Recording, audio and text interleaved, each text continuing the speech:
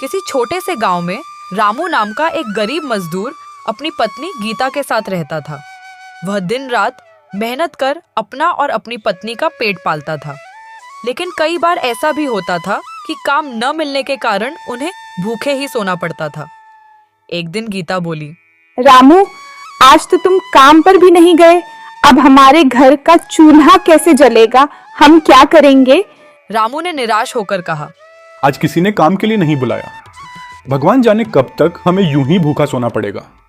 अगले दिन शाम को गांव के सेठ हरिराम ने रामू को बुलाया और कहा, रामू, मेरे पास एक बहुत ही महत्वपूर्ण सामान है जिसे शहर तक सुरक्षित पहुंचाना है। इसमें बहुत कीमती चीजें हैं। ध्यान रहे, इसे संभाल कर ले जाना। रामू ने सिर झुकाकर कहा, आप बिल्कुल चिंता मत कीजिए मालिक, मैं इसे पूरी ईमानदारी से पहुंचा दूंगा। रामू को यह नहीं पता था कि उस पोटली में 1000 स्वर्ण मुद्राएं थीं। वह थैली लेकर शहर की ओर चल दिया। चलते चलते रामू थक गया और एक पेड़ के नीचे आराम करने लगा। वहां ठंडी छांव में उसे नींद आ गई। इसी दौरान 2 चोर वहां से गुजरे और मौका देखकर उसकी पोटली चुरा ले गए। कुछ देर बाद जब रामू जागा तो देखा कि उसकी पोटली गायब थी। वह घबराकर इधर उधर देखने लगा और चिल्लाया, अरे मेरी पोटली कहाँ गई? भगवान, अब मैं क्या करूं? रामू को समझ नहीं आ रहा था कि सेठ को क्या जवाब देगा। डरते डरते वह सेठ हरिराम के पास पहुंचा और सारी बात बताई। सेठ गुस्से से बोला, तुझे पता भी है कि उस पोटली में 1000 स्वर्ण मुद्राएं थीं। अब मुझे मेरी पूरी रकम वापस चाहिए, नहीं तो तू सारी जिंदगी मेरे घर नौकर बनकर रहेगा। बेबस रामू ने सिर झुका लिया और सेठ के यहाँ नौकर बनकर काम करने लगा। उसे केवल एक वक्त का खाना मिलता था और बदले में वह दिन रात मेहनत करता रहा।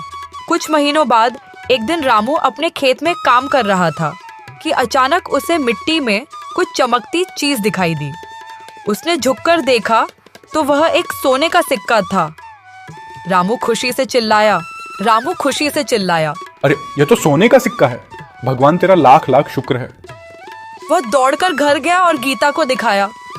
गीता ने भी आश्चर्य से सिक्का देखा और बोली, आई अब कुछ दिन तो अच्छे से गुजर जाएंगे।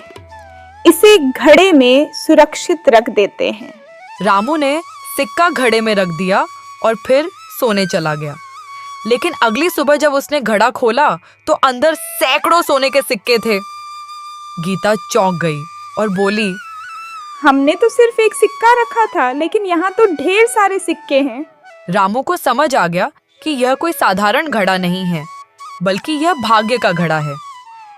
रामू ने सोचा कि अब वह सेठ हरिराम का कर्ज चुका सकता है। वह सेठ के पास गया और कहा, लीजिए मालिक, आपकी 1000 स्वर्ण मुद्राएं वापस। अब मुझे आजाद कर दीजिए। सेठ हरिराम यह देखकर हैरान रह गया और बोला, रामू, अब तुम्हें कभी भी काम करने की जरूरत नहीं पड़ेगी। तुम्हारी ईमानदारी ने तुम्हें अमीर बना दिया है। इसके बाद रामू और गीता खुशी खुशी अपने नए जीवन की शुरुआत करने लगे। उनकी गरीबी दूर हो गई और वे गांव में सबसे सम्मानित व्यक्ति बन गए।